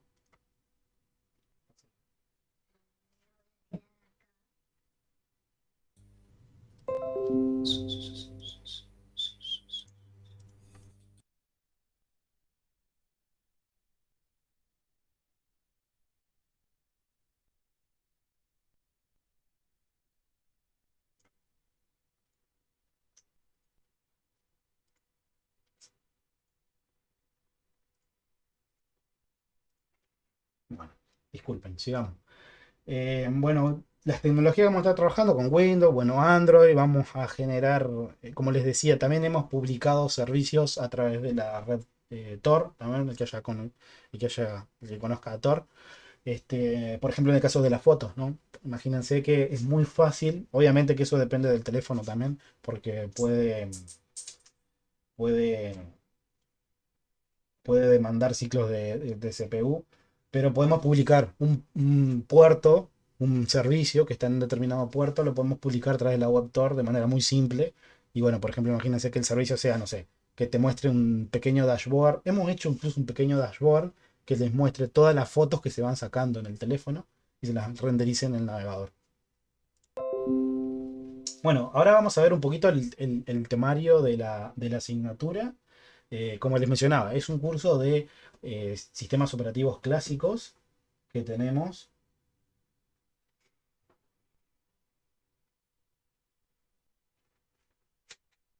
Es un curso de sistemas operativos clásicos, o sea que son conceptos clásicos de sistemas operativos. Primero vamos a ver conceptos generales. Esta introducción es la que les mencionaba al inicio de la clase.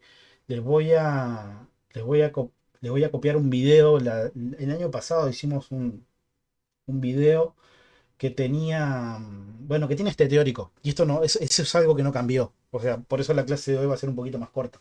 La idea es que lo puedan ver o escuchar a esa clase que está grabada.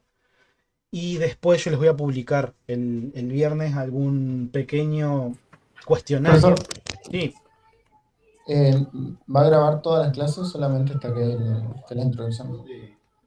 sí, no, todas las clases se van a grabar. Pero hoy, Ah, eso le iba a preguntar yo porque a mí se me superpone con ingeniería de software. sí, sí, Y no te hagas problema. o entro a la de usted o entro a la de él y voy a tratar de ir alternando. No, no, no te, Mirador, está grabado. No, no, no, Tata, no hay problema, no hay problema. Cualquier duda o algo me decís, coordinamos en la semana y vemos algún concepto o algo que no sé, o a veces con un video no se entiende alguna cosa o se quiera preguntar algo, pero, Dale. pero cualquier cosa me avisás y lo vemos, no hay problema. Dale, pues solamente los viernes, así que está. El lunes no hay problema y podemos coordinar eso. Dale, no hay problema. Sí, Dale, los viernes vamos. más que nada van a ser de ejercicios y bueno, es un poco más dinámico que la clase del lunes. El lunes va a ser el día más pesado, sí. Está bueno que o sea, es mucho mejor que pierdas clases un viernes a un lunes, porque el viernes lo puedes recuperar. Así que está bueno. Conceptos generales, vamos a ver que en este video se hablan de manera genérica los sistemas operativos, los servicios que hay en un ambiente de cómputo, etcétera. Lo que son pequeñas redes punto a punto. Bueno, conceptos clásicos, generales. Estructura de los sistemas operativos, los diferentes, esto sí lo vamos a ver la semana que viene, estos son servicios de un sistema operativo, cómo se estructura el núcleo del sistema operativo, cómo es el kernel, qué es una estructura del tipo monokernel, qué es un sistema operativo que sea del tipo microkernel, por ejemplo. Eso lo vamos a estudiar bien, cómo se programa eso. Bueno, obviamente que si alguno tiene la duda de los sistemas operativos, por lo general se programan todos en C. O sea, hay pocas eh, partes del sistema operativo que se programa a bajo nivel o en ensamblador, en la arquitectura que sea. Y dentro de diseño de implementación,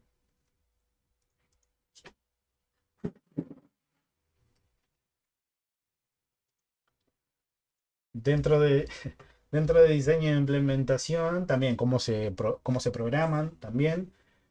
Cómo es el núcleo. Incluso les comento, hace unos 3 años, 4 años, bueno, en realidad hicimos un gestor de arranque, no fue un sistema operativo, pero ese gestor de arranque booteaba en una arquitectura x86 de Intel y eso nos permitía ejecutar código máquina, perdón, instrucciones de esa arquitectura ni bien booteaba el equipo.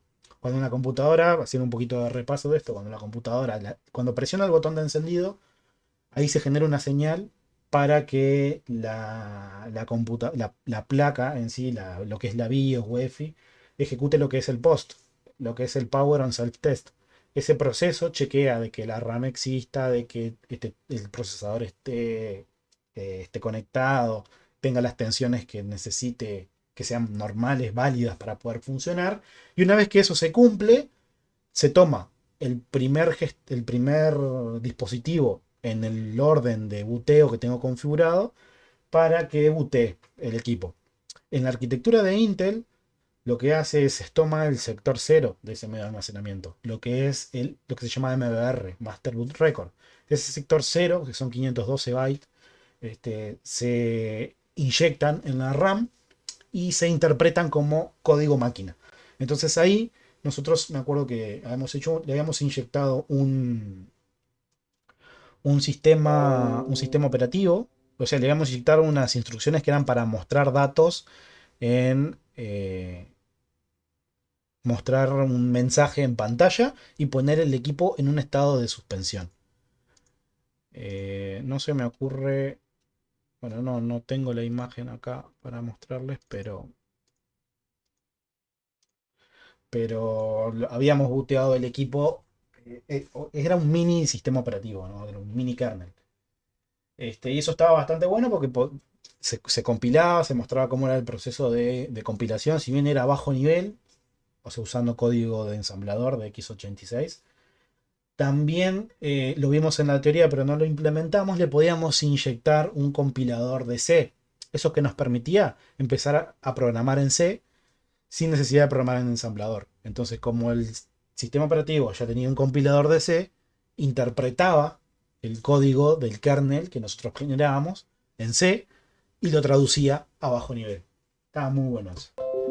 Bien, vamos a ver procesos. En todo sistema operativo se ve el concepto de procesos, que son programas que están en ejecución.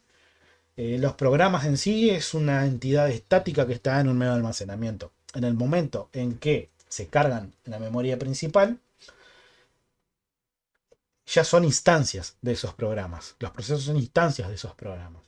Esos procesos tienen una estructura de datos que se llama PCB, que es el que tiene la información de esos procesos. Entonces vamos a ver, bueno, qué son los procesos, cómo es el PCB, qué atributos tiene esa estructura de datos, la relación que hay, porque un proceso tiene diferente estado, dependiendo del estado en el que esté, es lo que se está haciendo en esa computadora. Operaciones sobre procesos, cómo crear procesos también. Vamos a usar unas librerías que se llaman librerías POSIX, que nos permiten crear procesos en diferentes sistemas operativos, siguiendo esa misma función, esa misma instrucción. Entonces vamos a generar procesos, vamos a usar una primitiva que se llama fork para la creación de procesos. Vamos a ver lo que son los hilos, vamos a usar una librería que se llama pthread para crear hilos. Los hilos son flujos de ejecución que tiene un proceso. Eso está bastante bueno porque un proceso podría tener dos hilos diferentes y esos dos hilos podrían ejecutar diferentes secciones de la aplicación. Por ejemplo, imagínense un navegador.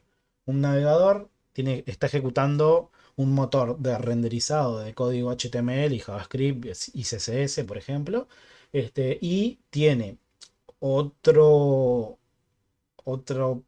dependiendo del navegador también, puede tener otro proceso, otro hilo, que esté escuchando cuando le lleguen los datos de la red, por ejemplo.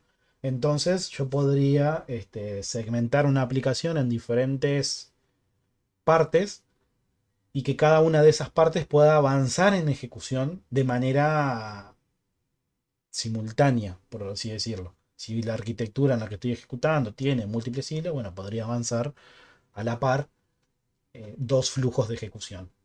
Entonces podría estar haciendo dos cosas al mismo tiempo, en teoría. Vamos a trabajar con programación. Bueno, vamos a ver lo que es la programación concurrente.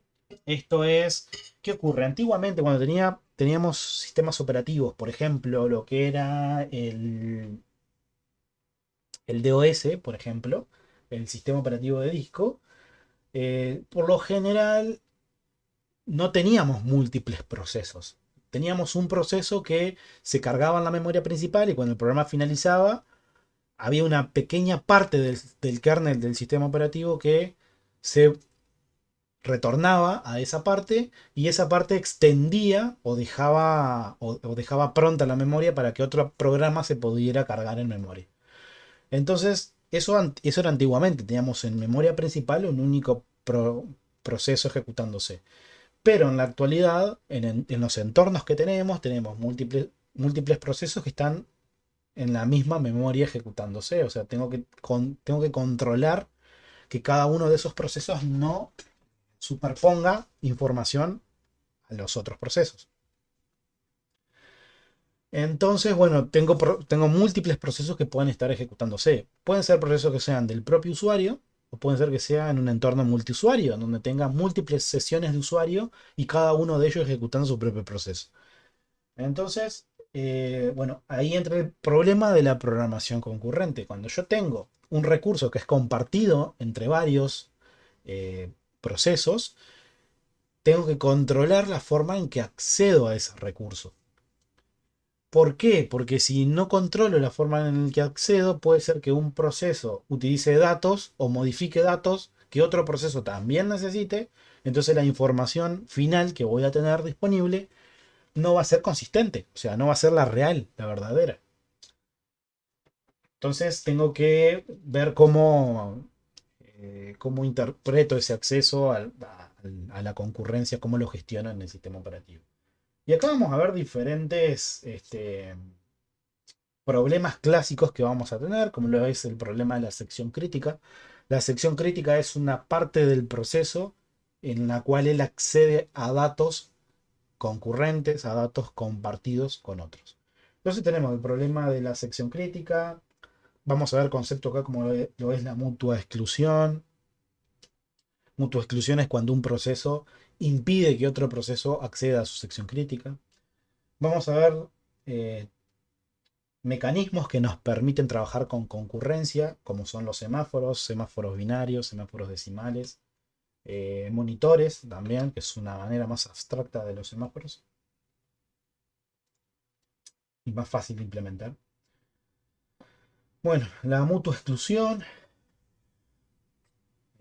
Bueno, ¿qué son los bloqueos? ¿Qué son los deadlock?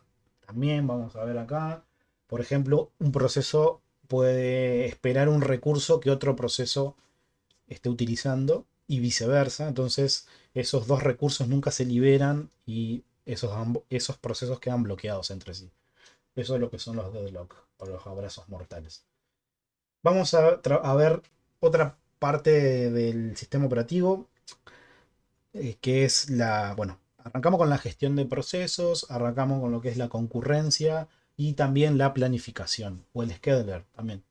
Que es, imagínense, yo tengo un procesador, una arquitectura que tiene un único procesador, por ejemplo. No vamos a hablar ahora de multinúcleos y etcétera, o múltiples procesadores. Imagínense que tenemos un único procesador y tenemos una cantidad de procesos que los usuarios fueron instanciando de cada uno de los programas, ¿no? Incluso podría tener n procesos de un mismo programa, o sea, podría tener n instancias de un mismo programa. Entonces, esos procesos que están en memoria quieren acceder al CPU, o sea, el recurso que tienen es el procesador. Para poder avanzar en ejecución, tienen que ingresar al procesador. Entonces, ¿cómo ingresan al procesador? Bueno, va a haber un planificador que va a decir, bueno, tengo una lista de procesos y de esta lista de procesos voy a tomar uno para ingresar al procesador. Entonces acá vamos a ver diferentes planificadores que son los que son expropiativos y los no expropiativos. Los no expropiativos son aquellos planificadores los cuales el planificador no puede quitar un proceso del CPU porque quiera, sino que tiene que esperar que ese proceso finalice su ejecución. Y los expropiativos es lo inverso a eso, ¿no? O sea, el planificador puede quitar el proceso y agregar otro en función a un determinado criterio. Otro servicio que vamos a ver también son servicios clásicos, que es la administración de memoria, cómo un sistema operativo gestiona la memoria, lo que es paginación, lo que es segmentación, lo que es el término de memoria virtual, en qué nos ayuda esto. Diferentes algoritmos de reemplazo, cómo se asigna la memoria, si yo tengo una solicitud, bueno, y tengo diferentes huecos de memoria en donde voy a albergar esa solicitud. ¿Qué es lo que es hiperpaginación? Esto está bastante bueno porque son formas de clasificar a los procesos en función de si el procesador, perdón, si el proceso ejecuta muchos ciclos de CPU o si el proceso pasa generando page fault, por ejemplo, fallos de página. Después vamos a ver al medio almacenamiento secundario, lo que son los discos, sistemas de archivo, cómo se gestionan esos archivos, cómo es la estructura de datos de un archivo, por ejemplo, de tipo lista, lista encadenada, del tipo árbol, árbol binario, etcétera. También los directorios, esto está bueno en Linux porque Linux gestiona, Unix gestiona los archivos y los dispositivos de entrada-salida de la misma forma. O sea, yo puedo acceder puedo comunicarme con un dispositivo de entrada-salida solamente analizando la ruta en el sistema de archivo en la que se encuentra ese dispositivo. Entonces, por ejemplo, imprimir en una impresora es mandar lo que quiero imprimir a tal archivo. Entonces, el contenido de ese archivo, el sistema operativo, el kernel del sistema va a tomar eso y lo va a enviar a la impresora, al escáner, a la pantalla, al, al, al sonido, al audio, a los parlantes. Es muy fácil comunicarnos porque hacer una aplicación que envíe un dato, o, por ejemplo, un dato que prenda un LED, por ejemplo. Imagínense que tienen, no sé, una pequeña aplicación que prende un LED y apaga el LED. Bueno, la misma instrucción que me sirve para mostrar un 1 o un 0 en pantalla, la puedo usar para enviar ese 1 o 0 a ese LED. El 1 se va a interpretar como true o verdad, o que el LED se encienda, y el 0 como falso. Entonces, a veces es muy simple, incluso si se fijan en algún parcial o algo, a veces se agrega algún script o algo que gestiona un dron también. Yo podría controlar un dron a través de escribir un contenido en un archivo. Bueno, lo mismo en los sistemas de entrada-salida, vamos a ver la analogía que hay. En los sistemas de archivo vamos a ver cómo son las estructuras de datos. Como mencionamos, para los procesos existen la estructura de datos llamada el PCB, el Process Control Block. Para los archivos existe uno que se llama existe la estructura de datos que es el FCB, que es el File Control Block. Internamente esa estructura de datos, por ejemplo en el caso de Linux, tenemos en sistemas de archivo, tenemos los que son los sinodos, que es una estructura de datos también para un sistema para un archivo. Entonces vamos a ver eso. Tema de archivo también, protección y seguridad. También un poco como esto es como un usuario en entornos que tengo múltiples usuarios, yo puedo controlar los privilegios de ese usuario, ¿no? Acá existe lo que se llama una matriz de acceso que nos permite, en función de el propietario, darle a nivel de bits a un usuario propietario, a un grupo propietario o a cualquier otro usuario, darle atributos, como por ejemplo lectura, escritura, ejecución, etc. Entonces vamos a ver cómo funciona eso, cómo son las listas de acceso. Y por último, vemos tecnologías de virtual. Bueno, esto vamos a estar trabajando abundante en todo el semestre con tecnologías de virtualización. Principalmente trabajamos con máquinas virtuales, ¿no? Y sistemas distribuidos. ¿Qué pasa? En la actualidad existen otras tecnologías que no son la de utilizar una máquina virtual, sino que son la de utilizar un entorno controlado que se llama contenedor. O, ¿qué nos permite ese contenedor? Nos permite compartir el kernel del sistema operativo entre diferentes instancias de aplicaciones, entre diferentes procesos. Entonces acá existen un montón de soluciones de containerización. Las más conocidas son el Linux Container, LXC. LXC, la implementación, es la herramienta, pero la tecnología que se llama LXD. Y existe otra tecnología que es la que más alguno debe haber escuchado, que es Docker. El Docker, el motor de Docker, que es otra tecnología que permite este, generar un entorno para un proceso, compartiendo lo que es un kernel de Linux. Docker funciona como kernel de Linux. También existen los sandbox en el ámbito de Windows también, que nos permite generar procesos que están dentro de cierto entorno controlado. Pero, ¿qué ventajas nos da esto? Después lo vamos a ver en su momento. En el caso de virtualización, por ejemplo, vamos a ver que existen hipervisores, que se le llaman así a las herramientas de virtualización, hipervisores que son de nivel 1, de nivel 2, pero una máquina virtual tiene el kernel virtualizado de ese sistema. O sea, en una computadora que estoy ejecutando una máquina virtual, tengo mi kernel de mi máquina física, mi sistema operativo host, que se llama, y el kernel virtual de esa máquina virtual. Entonces, ¿qué hago con los contenedores? Comparto mi kernel físico. Entonces, ¿eso qué me permite? No tener un kernel virtual. Entonces, el proceso accede al hardware de manera más directa y funciona con mejores recursos. Bueno, vamos a utilizar los Linux Container por lo general. Y bueno, en el caso de Docker vamos a estar trabajando, pero ya en Infra 1 es lo más probable. eBPFS. Esto es un masazo explicarlo el primer día de un curso de sistema operativo. eBPFS es un... A ver, esto lo vamos a hacer este año también. El kernel del sistema operativo, imagínense el kernel de Linux, el núcleo de Linux, yo le puedo agregar, o sea, yo lo puedo modificar a ese kernel, lo puedo recompilar a ese kernel y agregarle código que no tenía.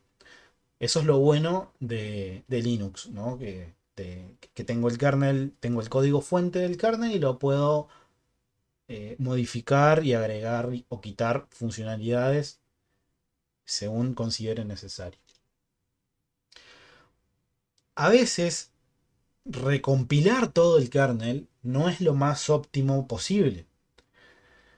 ¿Por qué? Porque voy a perder mucho tiempo.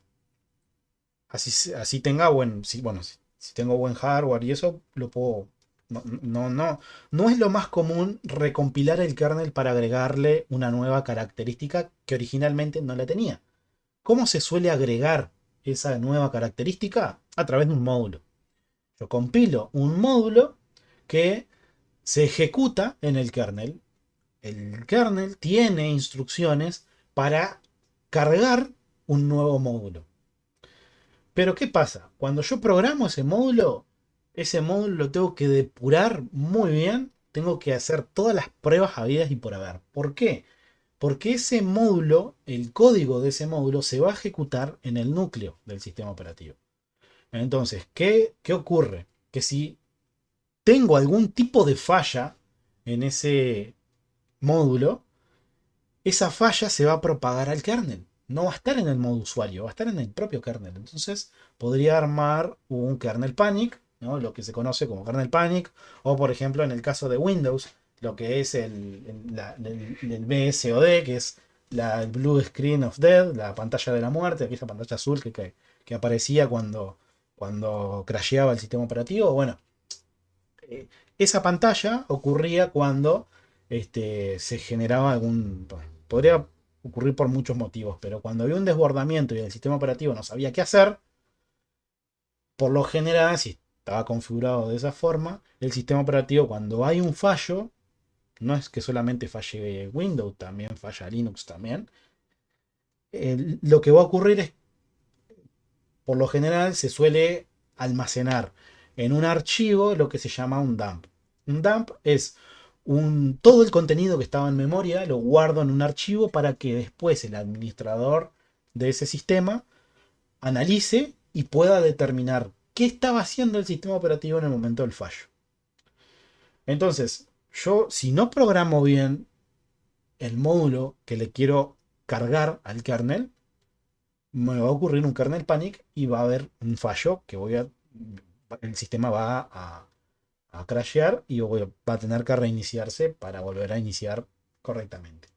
Entonces, eBPFS lo que hace es que se ejecute o sea, yo pueda ejecutar una aplicación, un código en el kernel del sistema operativo, pero que ese código esté acotado, que no pueda generar un kernel panic, por ejemplo, que no pueda crashear todo el kernel. O sea, que el código sea, entre comillas, seguro. Entonces, algunos suelen, bueno, en la definición de BPFS, suelen definir como aquellos que hayan programado, vamos a poner esta analogía, por ejemplo, aquellos que hayan programado, saben por ejemplo, los que hayan programado en web, por ejemplo, lo que es JavaScript. HTML en sí, el lenguaje en sí, la programación que hago con HTML es bastante estática. O sea, no puedo hacer mucho cambio en el contenido de la web. Pero cuando surgió JavaScript, ya pude implementar, no sé, eventos, disparar acciones, o sea, disparar eventos ante una determinada acción, cambiar el contenido de un determinado tag, de un objeto, del HTML, hacer animaciones, hacer cantidad de cosas. Bueno, Hasta EBPF, juego hay hecho en HTML. ¿cómo? Que hay hasta juego hecho en HTML con objetos así. Sí, o Yo tengo sea, uno ahí hecho, pero bueno, no. imagínense, a la programación web, lo que aporta JavaScript, bueno, eBPFS se dice que el kernel sería la página web y eBPFS sería JavaScript. Entonces imagínense las cosas que les podría llegar a hacer al kernel. Es una analogía que se suele utilizar esto. Es un término bastante avanzado, ¿no? Esto es lo que les estoy comentando. Pero imagínense lo que yo puedo hacer con JavaScript en programación web, en eBPFS lo puedo hacer en el kernel. El kernel sería la página web y eBPFS sería JavaScript. Entonces puedo generar un montón eh, sin generar sobrecarga en el kernel, puedo generar un montón de... Es como agregar listener, es como agregar una determinada porción del kernel, estar escuchando y cuando pase algo notificarle a otra parte del kernel. Eso es lo que es eBPFS. Existen, obviamente que no se suele programar mucho en eBPFS. Por ejemplo, JavaScript. Yo suelo programar en JavaScript. No suelo programar, por ejemplo, en el motor de JavaScript. Por ejemplo, en el V8 es un motor de JavaScript. No programo directamente cuando programo en Java. No programo directamente en el bytecode de Java. En el objeto binario, por ejemplo. Programo en un lenguaje de alto nivel, que es mucho más amigable que programar en el bytecode. Entonces, bueno, acá pasa lo mismo. En eBPFS no programo directamente en eBPFS, sino que utilizo otro framework para programar. ¿Qué vamos a ver acá? Existen un montón de utilidades que fueron creándose en conjunto perdón, utilidades específicas que se fueron generando con eBPFS. Tenemos un montón. Para la cantidad de secciones que tiene el sistema operativo que hemos nombrado, tenemos un montón. Acá podemos ver algunas de ellas. En el caso de, por ejemplo, ¿qué podría hacer? Imagínense que yo quiero monitorear un proceso e identificar qué usa del file system.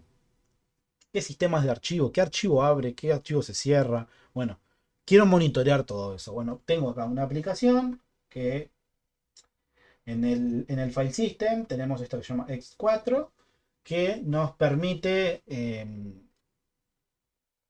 analizar todos los eventos referidos al file system que ocurran en el kernel. Lo mismo, por ejemplo, si queremos ver qué sockets a través de qué sockets están recibir la información que le llega a un socket y reenviarla a otro. Todo esto que vemos acá son pequeñas herramientas que se fueron generando para analizar esa sección específica en el kernel. Esto está muy bueno, capaz que haremos algún Nolamundo de estos para que vean cómo funciona, pero esto es más al final de la asignatura, pues es un concepto bastante medio tirando a avanzado en sistemas operativos. Cómo depurar un sistema operativo. Acá nosotros lo vamos a ver también en Windows. En Windows yo tengo, por ejemplo, con la Internal Suite, en Process Monitor, por ejemplo, es una aplicación que me permite a mí monitorear el file system y monitorear el registro de Windows. Entonces yo puedo ver un proceso cuando interactúa con el file system, de qué forma, qué archivos abre, qué archivos cierra, qué archivos elimina, si lee un registro, si consulta una clave, si... Bueno, todo eso lo podemos depurar. ¿De qué nos sirve eso? Para optimizar nuestro equipo. Si no obtenemos métricas del sistema operativo que nos puedan aportar cómo lo podemos optimizar, no vamos a mejorar nunca. Y esto es algo que lo utilizan muchas, no sé, empresas grandes, tipo Netflix, por ejemplo, ha mejorado entre arriba de un 20% la performance de sus equipos analizando este tipo de métricas. Así que vamos a estudiar un poquito esto también. Vamos a depurar en Windows y capaz que en Linux hacemos algún hola mundo de BPFS.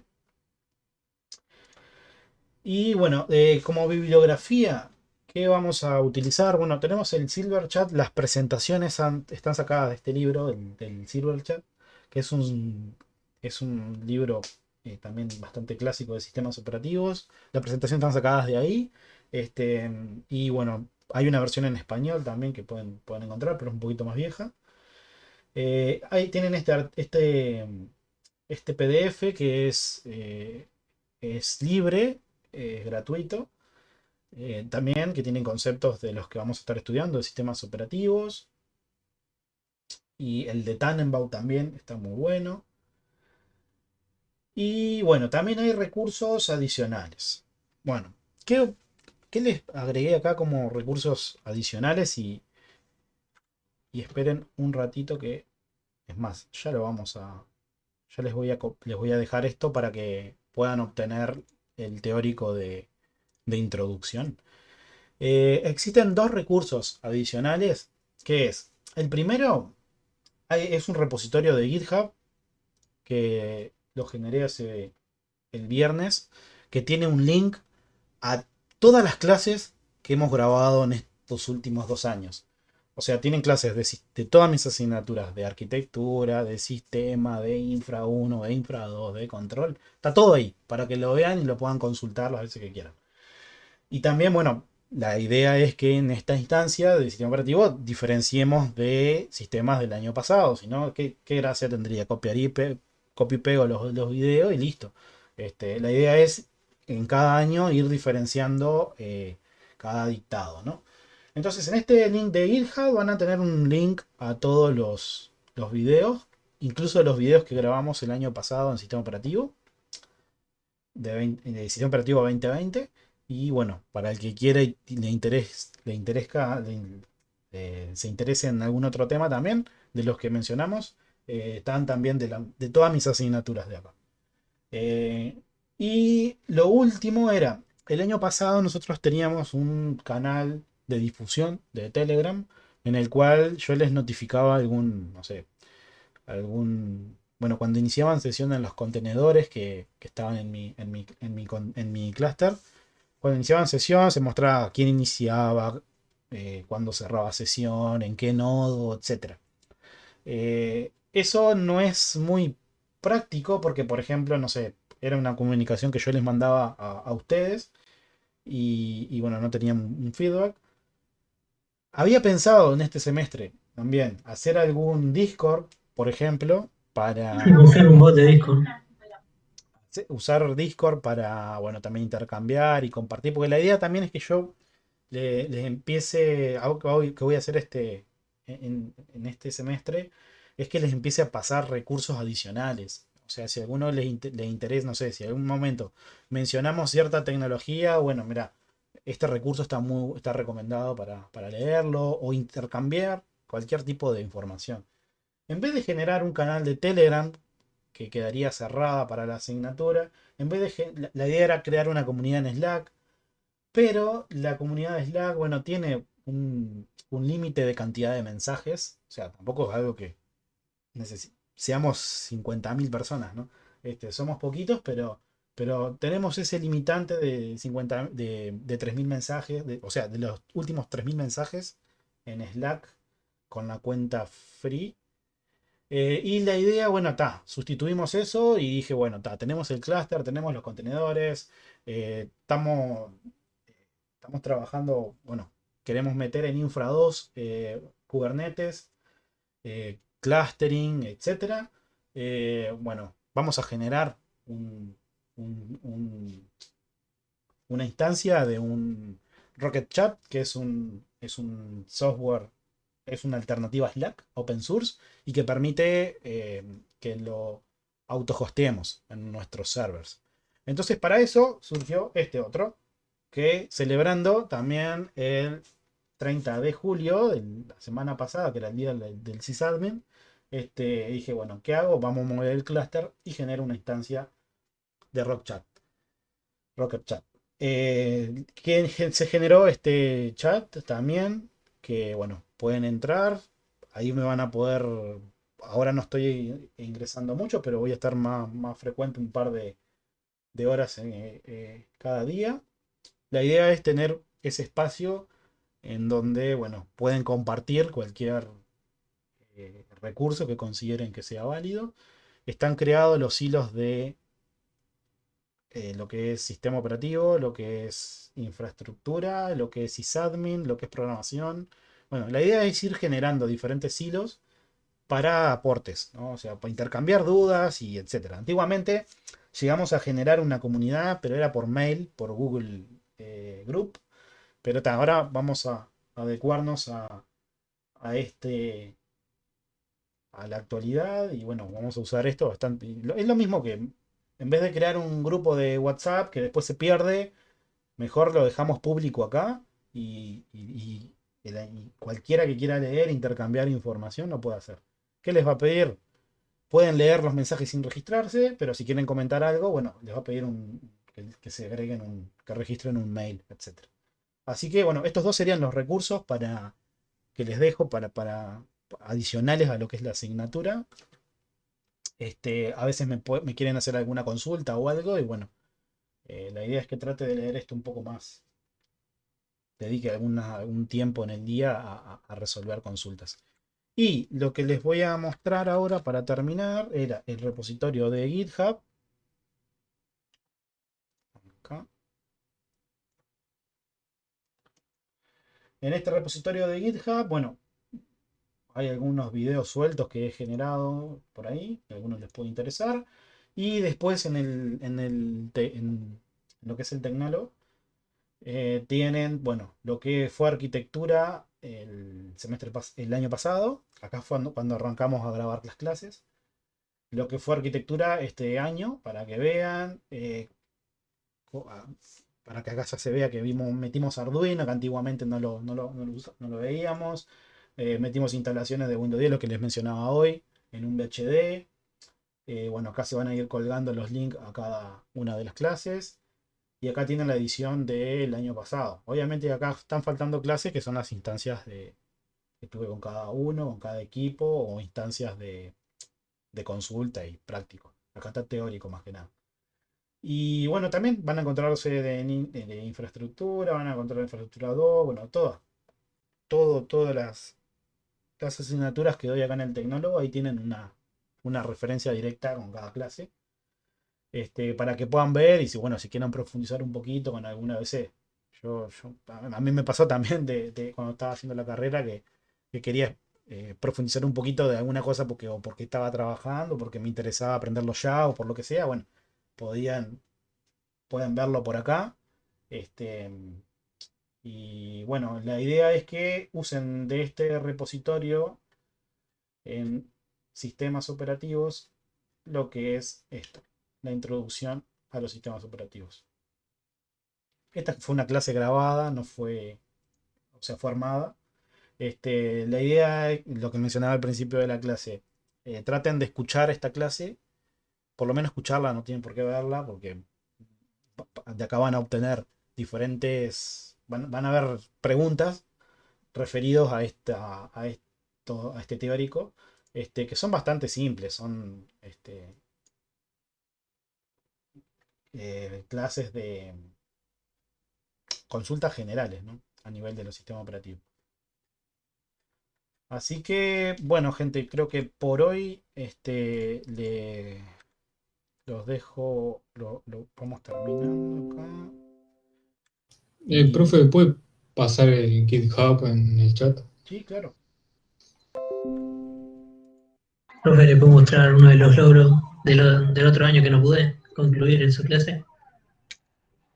¿Cómo no? ¿Para qué compartir pantalla? ¿Querés compartir? Sí, sí, es lo que Eh, estábamos el otro año. Dale, pará que yo ya corto. Ulises, les quiero decir que, esperen que, bien, estaba mirando.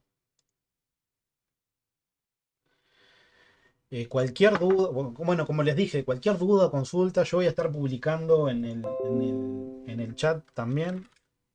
Este, Voy a estar publicando, hay cosas bastante buenas, como, bueno, hay un jueguito acá para el que se consigue, para el que quiera, a ver cuántos puntajes logra. Está bastante bueno, es un jueguito que simula como antes de esta era de clouds, de nubes, de Kubernetes y todo eso, y Docker, bueno, cómo era todo eso, gestionar un servidor físico. Este, bueno, y acá van a encontrarse, esto recién hoy lo publico a esto, así que este, si quieren compartirlo, hagan lo que sea. La idea es que generemos un ambiente en donde podamos compartir cosas. A mí me gusta mucho, por ejemplo, otra vez estaba buscando challenge de PowerShell y Profe, ¿vio dígame, la nueva IA de GitHub? ¿cuál? GitHub Copilot, Ah, la que van a sí, la que hacer con utiliza, Minecraft. Está buena, sí, sí, ¿no? está buena, está buena. Esa es una de las cosas que en el de programación le comentaba a un compañero que tenía ganas de estudiar. GitHub Copilot. Para aquellos que no sepan, GitHub Copilot es una forma a la hora de ustedes escribir código, se utiliza como base de datos los repositorios de GitHub y hay una inteligencia artificial que autocompleta el código. Entonces ustedes empiezan a escribir algo y el tipo ya te genera, como les mostré hace un ratito con Fish, bueno, les permite generar ese código. Compraron el GPT-3 y Copano. Ahora Sí, tiene toda la IA. está muy bueno. No lo probé, tengo ganas de probarlo. Voy a ver si lo pruebo y. Si es profesor, le dan el acceso anticipado, por si quiere probarlo. Ah, lo voy a probar, eso está bueno. Bueno, yo por ejemplo no puedo porque ¿viste? No me lo tomo, pero los que son profesores o gente que hace todo el tema de informática, dice que le dan acceso anticipado más fácil. Sí, está muy bueno. Lo voy a probar porque está bueno. Pero ahora me entretuve. Acá les pasé también una publicación también. Estaba buscando Challenger de PowerShell para empezar a refinar un poco los conocimientos y me encuentro con esta web también que ustedes le tiran cualquier lenguaje de programación y el tipo les tira challengers que son bastante simples, ¿no? Por ejemplo, miren este en C++. ¿Ven la falla? Díganme que sí. El código no funciona correctamente. ¿Por qué? Falta un punto y coma, puede ser. En ¿No? el int, tal vez no. Falta No se una está, variable reto- donde no se guardarla. está retomando nada y No no, está retornando no. nada. Bien, Pablo. No está retornando nada. Vieron que acá el retorno era un int. Y acá el tipo lo único que Sí. hace es multiplica, pero no retorna nada. Y además no está asignando la multiplicación a nada. Ahí va. Tendría que Como la haber. tiene en el aire. Esto está muy bueno porque mira que hay algunos también que le falta un punto y coma también que están buenos. Pero pruébenlo, está muy bueno incluso tienen de Bash Script, cuando estemos trabajando acá, les va a servir bastante. Acá, en Shell. Esos de punto y coma están buenos para saberlo. No, En sí, a Java te veces, matan. sí, esos puntos y comas los matan. No, no, cierto, a mí me ha No, pasado. a mí me pasó en el proyecto final del auto. Tenía un Pero, error y no sabía dónde no funcionaba. O cuando te faltan Tenía llaves. un punto y coma de falta.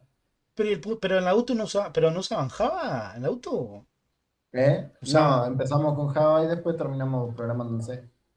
Anda. Es, Pensé que es rarísimo. pensé con Java. Te enseñan 2 años de Java y el último año te hacen programar en C. Pa, qué raro. Mm. Lo Eh, mismo dijimos nosotros. Todavía te agarramos con una profesora nueva que sabía solamente de Java y tuvimos que aprender nosotros prácticamente. pa. Sí, yo cuando estuve fue con Java no hay Java y Visual, no que era normal. Y dimos re poco, dimos mucho Shell, eso sí, pero a ella le tocó el nuevo coso, lo que con C y eso. Creo que eran hasta HTML y eso. Yo estuve viendo algo de eso. Ah, no sabía que se daba HTML ahora. No, Sí, HTML HTML con se C. da, se da en una materia aparte. Es ¿No Sí, había yo he una visto. que era páginas tipo web. diseño de páginas web o algo así? Sí, Sí, ahí lo pero dan. no, Es re básico. Sí, sí, re Wix, básico. Front usaba page, creo Wix, que era. Front page. Diseño sí, front front page. page. Sí. Nosotros usamos código nomás. Agarramos y lo pusimos a hacer código nomás y está pronto. Nos rehusamos a usar Wix y un front page. Y Pa. con un compañero nos pusimos agarramos Notepad++ y a código nomás. Fue horrible. No, a mí. Tengo ahí el proyecto todavía y todo. Está buenazo el proyecto. ¿Pero y qué hacía el proyecto? El proyecto de nosotros era una página web ¿cómo es? Que indexaba todas las instituciones públicas del ICP. Y fuimos hasta Montevideo y todo con el proyecto y todo. Todo ¿Verdad? por rehusarnos a usar Wix y FrontPage. ¿Pero se sigue usando eso front page entonces? No No, sabía. ahora supuestamente, Sí. supuestamente ahora le dan HTML ¿cómo es? Con JavaScript. Yo he visto. Nosotros segundo usamos FrontPage 2003. Sí, Exacto. ahora en Sí, 2006 Wix. cambió el programa y les enseñan a programar tipo en web de verdad, tipo no con esos programas. Ahí va Wix, sí. Yo usé Wix porque ni a palo usaba el programa ese. No Para, sabía, Ulises. Más bien, Recién me era entero. de mi edad, tenía la misma ustedes edad que yo. programaban ¿cómo está? ¿Con aplicaciones? O sea, ¿era algo específico para programar páginas web? Sí, me parece. Ah, pues nosotros nos hacían hacer cosas de texto nomás. No me acuerdo. Y con eso No, Creo que tipo, nos levantábamos la hicieron hacer página. un proyecto. Nos hicieron hacer una página web de un tema de informática. sí, Era el proyecto final de sistema operativo, parece que era. literalmente en el proyecto era hacer una página web, pero nosotros tipo no tocábamos código porque Wix y FrontPage simplemente vos lo haces tipo ponés Sí, los todo comandos ese y ya bloque. no programabas Sí, nada sí, realmente. es como un pseudocódigo lo que Sí, algo usás así. y Sobre tal. todo No, Wix, que es más mucho, de Lo mucho vas menos. armando y arreglar y como que todo. eso después Sí, sí, lo es interpreta de alguna literalmente manera. tenía todas las opciones puestas y vos las arrastrabas a donde querías y ya está. Claro, es No, algo no para había que nada de cualquiera código. Ah, no, persona no. sin conocimiento pueda hacerlo. FrontPage tenía un poquito Ah, más, pero era no, recontra no. viejo. A nosotros nos enseñaban tipo lo que usábamos, decir, las aplicaciones y nos hacían programar a mano, o sea, a escribirlo a mano, vamos a decir. Y era una nota de texto. Después de ahí levantaban la página. Ahí va, no, no. Nosotros por suerte dejaron de usar Wix porque FrontPage ese era horrible. No, no, nosotros odiamos FrontPage. Lo vimos y dijimos con un compañero y dijimos, no, ni ahí. Pa, sí, no, front page. No se usa más front page. No, es que mi compañero, por ejemplo, mi compañero con el que hice equipo ya conocía HTML. Y tal, yo empecé a ver ahí unos videos y ponele que en 2 semanas ya agarré y era HTML y JavaScript. Le hicimos de bolsa nomás y está pronto. Salió el proyecto y todo. Y todos con páginas en Wix y en FrontPage y nosotros con terribles páginas en HTML y JavaScript. Está loco. Pa, Pero, no. profesor, ¿usted sabe que hay cursos particulares así de páginas web que todavía siguen enseñando así? Porque yo me acuerdo que antes de entrar a la UTU hice uno aparte por internet propio nomás Ajá. y nos enseñaron lo mismo que en la materia. Qué loco. Profe, si quiere le comparto pantalla ahí, ¿quiere? Sí, claro, para que dejo de compartir. No me iba a instalar Proxmox, pero full Linux server.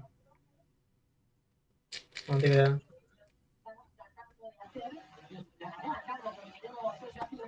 Ahí comparto. Recuerda que el otro año estaba con el tema de la Magallanes. Sí, que tenías Bueno, ahora problemas con mire, un driver, ¿no? sí, ahora tengo dos nodos. Tengo este que este es el de la Magallanes, este que dice Intel Celeron 847. Este es el de la Magallanes, que tiene, a ver, acá dice, tengo esto, y tengo el otro nodo que es tengo ¿cómo es? Un disco duro de 320 GB en una Magallanes con 4 GB de RAM, y el otro nodo es una computadora normal que tenía por ahí vieja que tiene una GeForce GT de 430 y 8 GB de RAM, y tengo incluso acá, a ver, acá tengo un dashboard que hice también, ¿cómo es? Heterodáctil, que se usa mucho, y tengo acá los servidores y todo. Tengo este y tengo otro dashboard acá. Está bueno, pero ¿qué le metiste ahí? ¿Qué estás? ¿Con un Docker o qué? O Sí, usa Docker y, ¿cómo es que se llama? Y, bueno, no me acuerdo, el otro usa Docker, y en Docker tiene un huevo que se usa una dashboard que se llama Pterodactyl, y te deja usar varios huevos de servidores y todo. O sea, si yo entro acá, tengo y acá tengo todos los huevos que le dicen ellos. Acá, por ejemplo, tengo para Minecraft, yo lo uso mucho para el tema de discos, que tengo los Discord JS, Discord Pi, Lavalink, y puedo poner más cosas, y tengo dos dashboards, porque todavía no las he unido, pero tengo ahí los dos nodos. está buenazo, está Y, buenazo. y esta era una Magallanes de esa, de las blancas. Pero, Solo que le puse 4 GB y conecté todo al coso y está pronto. pero está sobrado, está sobrado. Sí, Con 4 está hace 8. GB. Sí, está hace 8 días prendí a la Magallanes y nada. Se no muerto. No, está sobrado, está. Pero eso es una de las cosas, Ulises, que lo vamos a ver en su momento, ¿no? Pero cuando estén virtualizando, no es que necesiten 40 GB de RAM para un servidor. O sea, con 512 anda de vuelo. Este, la verdad, está muy bueno eso. Está muy bueno. Quería hacerlo de Proxmox, pero no venía mucho el tema, pero no conozco mucho el tema de Proxmox, fusionar los dos. Proxmox está muy ¿Cómo? bueno, pero lo que tenés que tener tenés que tener 3 nodos para un clúster.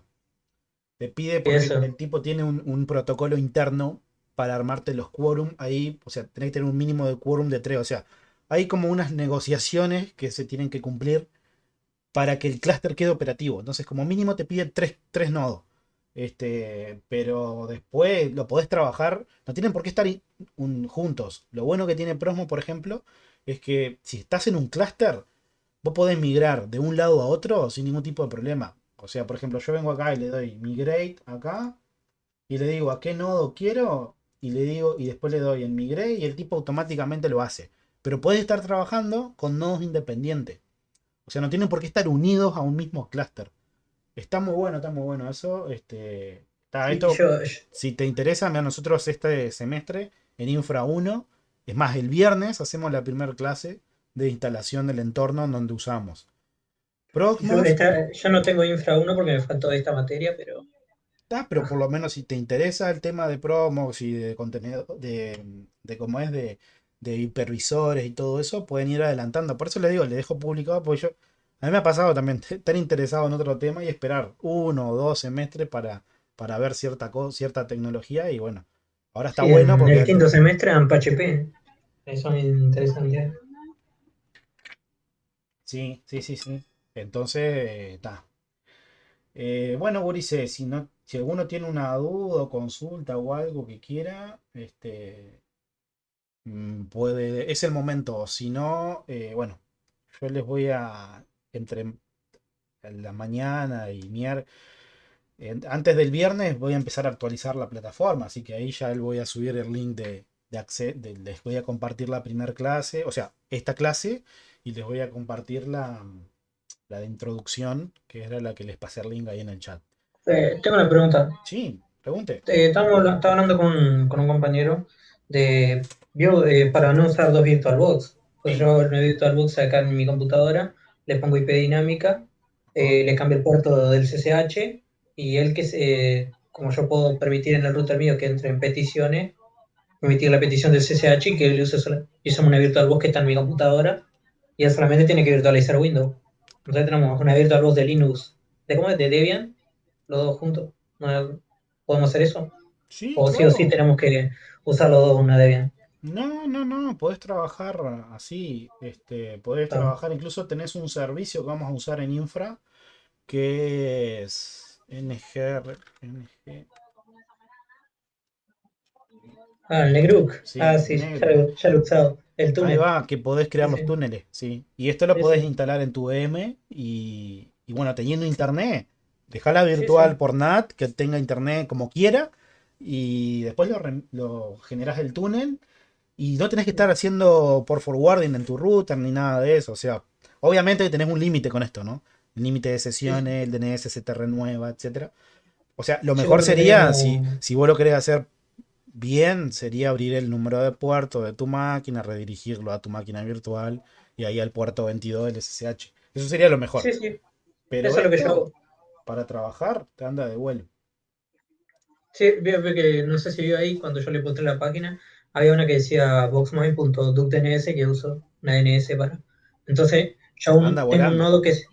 tengo un nodo que me puedo conectar de afuera. Y ya conectándome a ese nodo, estoy dentro de mi red y me puedo conectar igual. Porque puedo abrir el CCH dentro dentro de ese nodo. Entonces tengo ahí. Es como que tengo todo conectado. Está bueno, está bueno. Lo único Mm, que te estaría faltando ahí es un balanceador para tener el certificado SSL con Let's Encrypt y ya sí, está del otro lado. Tenés todo. sí, es lo malo que tengo. Todavía me falta eso. O Pero sea, está. Pasa que el Docker tiene problemas con el tema del CCH. O ¿por sea, qué? cuando yo pongo un certificado, no sé por qué, pero el Docker me pone igual, marcando como HTML. Como HTML, como HTTP. Digo, o sea, claro, viene que te da el certificado, un HTTPS, te da el certificado entero, el Sí, CCL. Viene que tenés dos certificados, el punto CRT y el punto CCL, algo así era. sí. Hay uno que tiene, hay uno que me da error con con el Docker, pero bueno, tengo que ver cómo solucionarlo y está. Y cambiar los puertos ¿cómo es que yo? Viste que tengo una dashboard, tengo que cambiar los puertos de eso también. Claro, pero Porque vos creo, lo que te falta es el proxy reverso. Fíjate, a ver, claro, eso, me falta eso. Pero para eso necesitas una computadora aparte. No te no, deja no, no, ponerlo en la no misma computadora. precisás, lo haces en la propia máquina. Mirá, este tengo acá, este proxy reverso, está en Docker, está dockerizado esto. Ah, Y mi web personal, si te fijas, te apunta a un HTTPS por Let's Encrypt que te lo hace solo este proxy reverso. Y esto está solo en Docker, mirá, si esto vos te conectás hay un nodo, es más, yo tengo Docker en un contenedor del XC, que es el 41. No sé qué tipo de problema tuviste. No, acá tengo un Docker PS, ya está. a ver, pero. Lo tengo hace 7 días. Te toma el puerto 80 y te toma el 443 y te lo redirige al del contenedor. No sé qué problema has tenido redirigiendo, pero A ver si lo. Pero, Profe, ¿no podemos retirar o sí, sí, sí, ya terminamos, ya terminamos. Nos vemos el viernes.